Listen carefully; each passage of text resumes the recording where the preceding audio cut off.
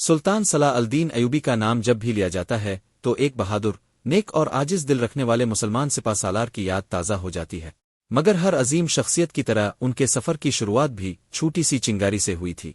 بچپن میں دین سے محبت، عاجزی اور اخلاق کی تربیت پانے کے بعد صلاح الدین نوجوانی میں ایک ایسے موڑ پر پہنچے جہاں زندگی کا رخ بدلنے والا تھا۔ یہ وہ لمحہ تھا جب انہیں پہلی بار جنگ کے میدان میں قدم رکھنے کا موقع ملا۔ ایک طرف جوانی کا جوش تھا، مگر دل کے کسی کونے میں ڈر اور خوف بھی چھپا ہوا تھا، کیونکہ جنگ کا مطلب صرف دشمن کے سامنے کھڑا ہونا نہیں تھا بلکہ جان کی بازی لگانا تھا۔ صلاح الدین اپنے والد نجم الدین ایوب اور اپنے عظیم چچا شیرکو کی صحبت میں پروان چڑھے تھے۔ ان دونوں کی شخصیت نے ان کے دل میں بہادری، صبر اور اللہ پر بھروسہ پیدا کر دیا تھا۔ لیکن جب پہلی مرتبہ جنگ کا اعلان ہوا تو دل میں کئی خیالات ایک ساتھ ابھرنے لگے۔ رات کے سناٹے میں صلاح الدین نے آسمان کی طرف دیکھا اور دعا کی، اللہ، اگر آج مجھے اپنے دین کی خاطر لڑنا ہے تو میرا دل مضبوط کر دے، میرے قدموں کو جمدے اور مجھے شرمناک شکست سے بچا۔ یہ دعا کرتے ہوئے ان کی آنکھوں میں عزم کی روشنی جگمگا رہی تھی، مگر اندر کہیں نہ کہیں پہلی لڑائی کا خوف بھی چھپا تھا۔ صبح کا سورج طلوع ہوا تو لشکر نے روانگی کی تیاری شروع کی۔ گھوڑوں کی ٹاپوں کی آواز، تلواروں کی جھنکار اور جوانوں کے نعرے فضا کو گرما رہے تھے۔ صلاح الدین نے اپنی زرہ بختر پہنی، تلوار کو ہاتھ میں لیا اور دل ہی دل میں بسم اللہ کہہ کر میدان کی طرف روانہ ہوئے۔ ان کے چچا شیر کو، جو اپنے زمانے کے ایک عظیم جرنیل تھے، ان کے ساتھ موجود تھے۔ شیرکو کی موجودگی صلاح الدین کے لیے ایک ڈھال کی طرح تھی۔ وہ جانتے تھے کہ اگر کبھی قدم لڑکھڑائے تو چچا کی نصیحت اور بہادری ان کا حوصلہ بڑھائے گی۔ جب دشمن کا لشکر سامنے آیا تو فضا میں ایک عجیب سا سکوت چھا گیا۔ لمحے بھر کے لیے صلاح الدین کا دل تیزی سے دھڑکنے لگا۔ پہلی بار انہوں نے اپنی آنکھوں سے تلواروں کی چمک دیکھی، نیزوں کی چبھن محسوس کی اور خون کی بو کو قریب سے پایا۔ یہ منظر ایک عام نوجوان کے لیے لرزہ خوز تھا، مگر صلاح الدین نے اللہ کو یاد کرتے ہوئے قدم آگے بڑھایا۔ شیرکو نے پکار کر کہا، یاد رکھو صلاح الدین، یہ جنگ زمین اعمال کے لیے نہیں بلکہ اللہ کے دین کے لیے ہے۔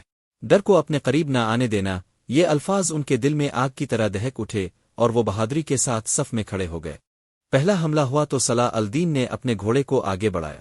دل میں خوف تھا لیکن ساتھ ہی ایک اندیکھی طاقت بھی تھی جو ان کے بازوؤں کو مضبوط کر رہی تھی۔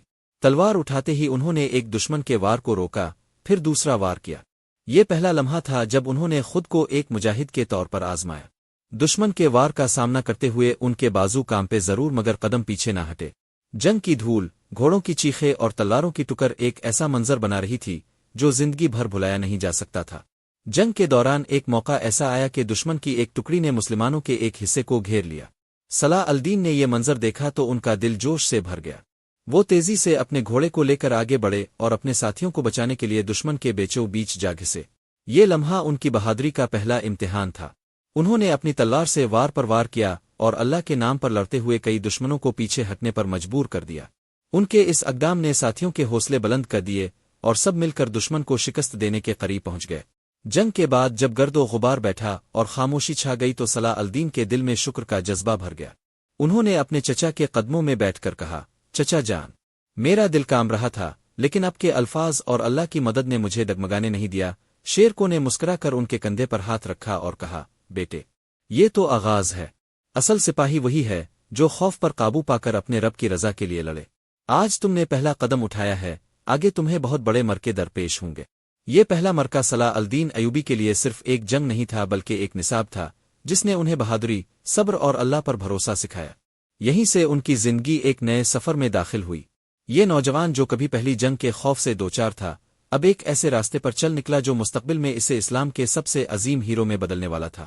اس جنگ کے بعد ان کا دل اور مضبوط ہو گیا، ان کی نگاہ اور بلند ہو گئی اور ان کا یقین اور پختہ ہو گیا کہ زندگی کا اصل مقصد صرف اور صرف اللہ کے دین کی سربلندی ہے۔